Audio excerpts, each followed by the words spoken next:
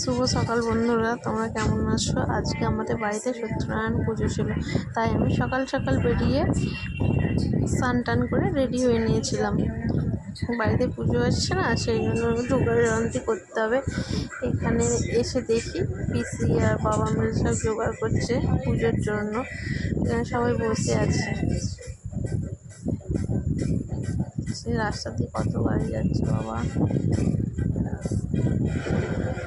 দোকানটা ভালো করে সাজানো হয়ে ওঠেনি, আসলে তাড়াহুড়োর মাঝে সব কিছুটা হয়ে গেছে। তো আমি এখানে ফল কাটতে বসে গেছিলাম, ফলটা কাটছিলাম, একটা ভিডিও করছিলাম তোমাদের দেখাবো বলে। আর এখানে একটা ছোট্ট ভাই দেখো কেমন মুখ বাড়ি বলছে আমিও ভিডিও করবো এ বলছিল। আমি বলি না, আমি আর ভিডিও করবো না বলে ফল কাটছিলাম মন দিয়ে, আমি আমার কাজ করছিলাম। এখানে আমি চিনি মাখবো বললাম বলে চিনি মাখতে চলে এলাম। আমি কলাটাকে চটকাচ্ছিলাম। আমার চিনি মাখতে খুব ভালো লাগে, যদি বা আমি প্রথমবার করেছি, কিন্তু তাও দেখতাম সবাই মাখতাম, তাই ইচ্ছা করলো যে নিজের বাড়ির পুজোতে আমি নিজেই চিনি মাখবো। আর এখানে নারকেল কুড়ো, কিশমিশ, কাজু সব দিয়ে এখানে সাজানো হচ্ছিলো ওপরটা।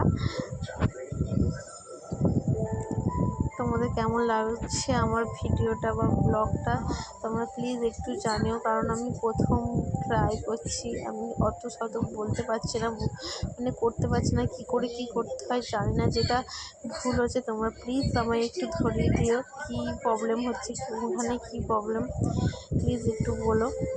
এখানে কাজু কিশমিশ নারকেল কুড়া দিয়ে চিনিটা ওপর দিয়ে সুন্দর করে সাজানো হচ্ছে।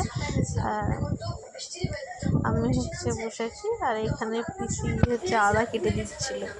আমি বলছি পরে করে একটা ভিডিও করি দেখি। আর এখানে ছোট্ট ভাইটা দেখো কী করছে। আর এখানে আমার শ্বশুরমশাই ঘুম হবে, ঘুমের জন্য কাঠগুলোকে ছোটো ছোটো করে কাটছিল। দোকান দিয়ে তো বড় বড় করে কেটে দিয়েছিল, আর এখানে বাড়িতে এসে ছোটো ছোটো করে কাটছিল। আর এখানে বেদানাটা উপর দিকে ছড়িয়ে দেওয়া হলো, বেশ সুন্দর একটা দেখতে লাগে, সেই জন্য বেদানাটা ছড়িয়ে দেওয়া হলো। আর সত্যি বলতে সত্যনারায়ণের সিন্নি এত সুন্দর খেতে লাগে যে মনে হয় যেন বারবার খায়, মুখে লেগে থাকে। ঠাকুরের সিন্নি বললে কিনা জানি না। আর এখানে আমি আর আমার বর একটু ঢং করে নিয়েছিলাম বরের সাথে। মেয়ের সাথে ফটো তুলবো বলে গেছিলাম, কিন্তু মেয়ে ফটো তুলতে দেয়নি।